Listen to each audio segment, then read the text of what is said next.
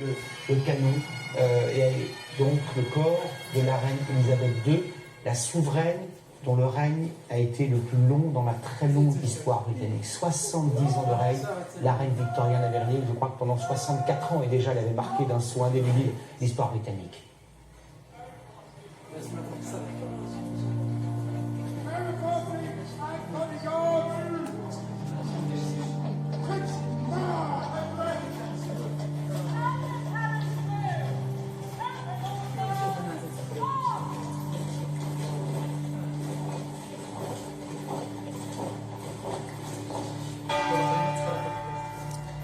Subhanallah.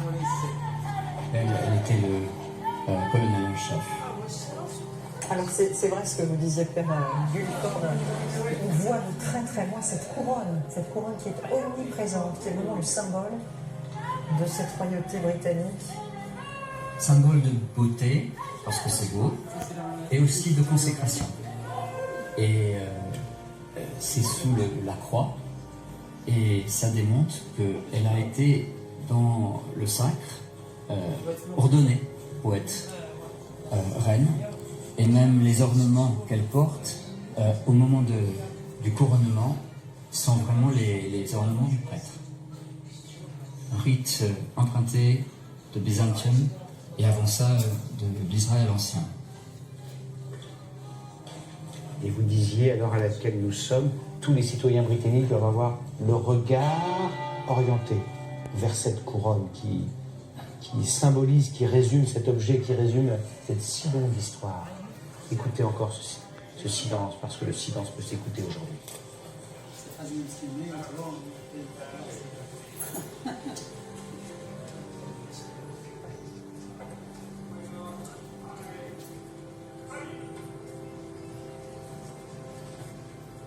Mashallah.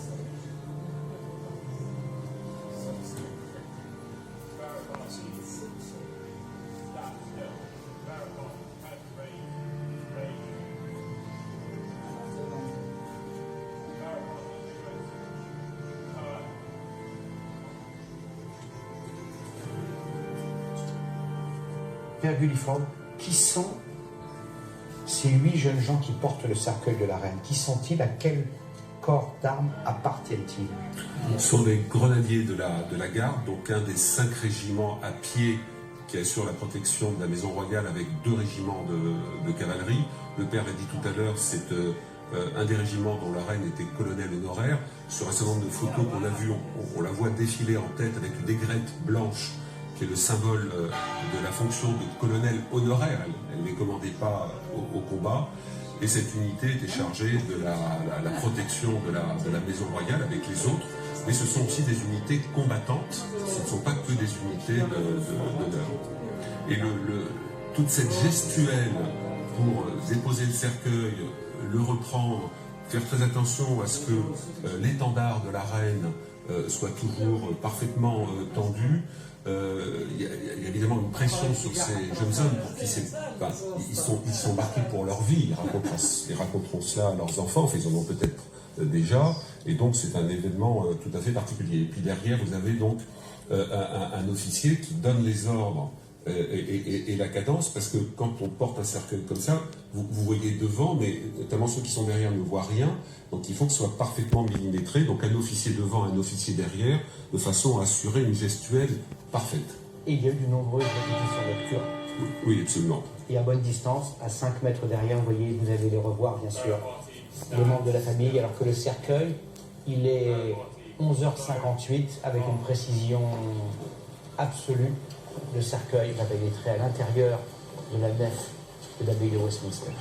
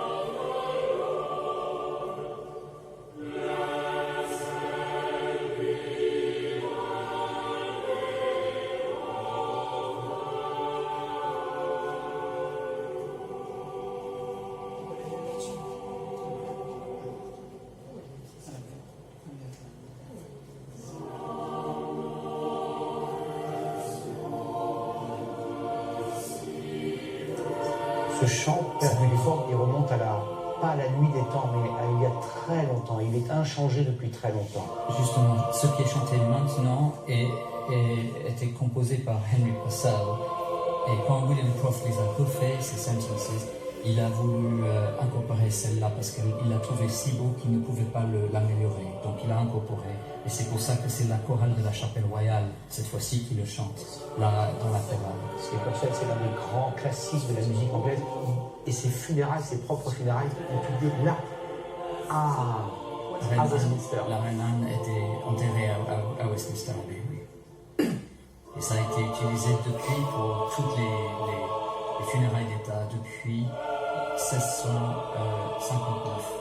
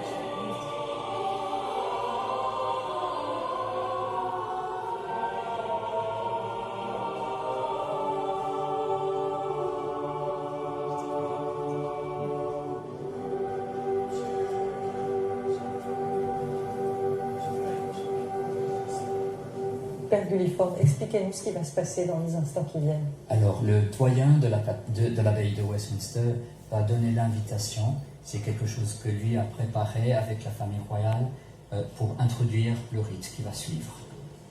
Un petit mot sur ces chants dont on a parlé du XVIIIe siècle, chantés a cappella par ces deux groupes, ces deux chœurs. And also in profound thanksgiving, we come to this house of God, to a place of C'est un prayer, lieu de prière, to a church where une remembrance église and hope où are la sacred, commémoration et l'espoir sont des devoirs Here, sacrés. where Queen Ici, Elizabeth was où la reine married, Élisabeth fut mariée et couronnée, nous nous réunissons from the Commonwealth, de partout dans la nation, dans le Commonwealth et dans les nations de ce monde, pour pleurer notre perte, pour nous rappeler sa longue vie de service désintéressé et pour la remettre à Dieu, notre Créateur et notre Sauveur. Avec gratitude, nous nous souvenons de son engagement, son sens du devoir durant toutes ces années, en tant que reine et en tant que chef du Commonwealth. Avec admiration, nous nous rappelons le sens du devoir qui a marqué toute sa vie et sa dédication à son peuple. Avec gratitude, nous louons Dieu pour son exemple constant de foi et de dévotion chrétienne. Avec affection, nous nous souvenons de son amour pour sa famille et son engagement pour les causes qu'elle aimait. Et maintenant, dans le silence, puissions-nous dans notre esprit et nos cœurs nous rappeler de toutes les raisons pour lesquelles nous éprouvons de la gratitude. Prions pour les membres de sa famille et remettons la reine Élisabeth entre les mains de Dieu. Entre les mains de Dieu.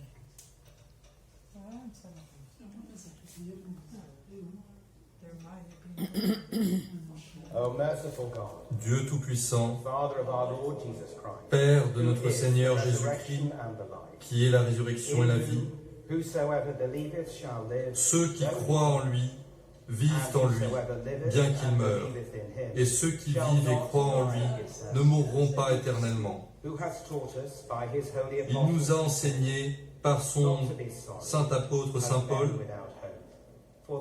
à ne pas nous affliger comme des hommes sans espoir, car pour ceux qui sommeillent en lui.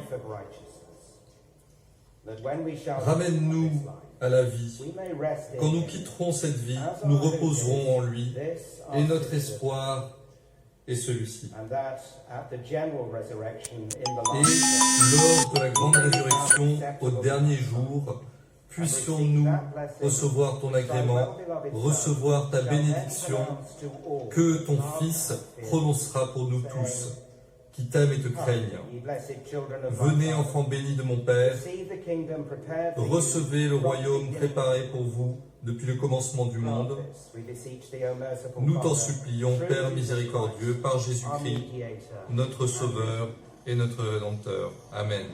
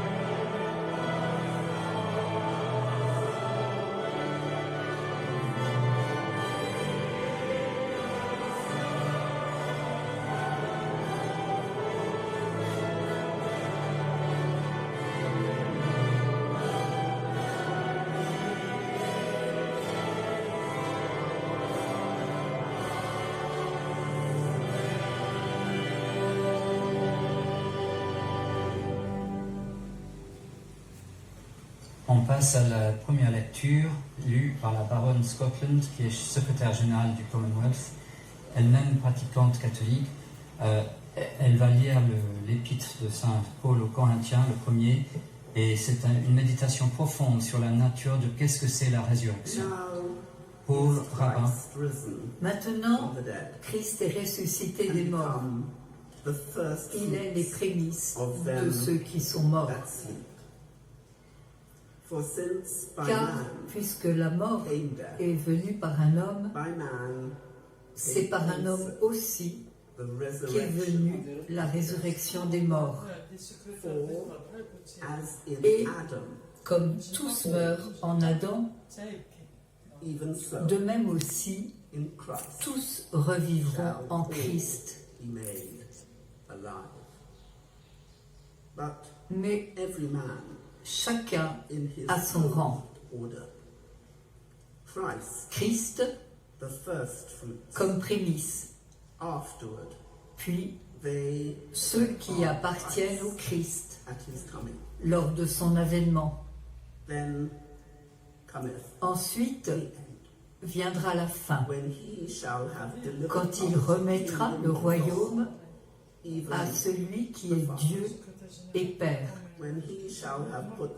après avoir détruit toute domination, toute autorité et toute puissance, car il faut qu'il règne jusqu'à ce qu'il ait mis tous ses ennemis sous ses pieds.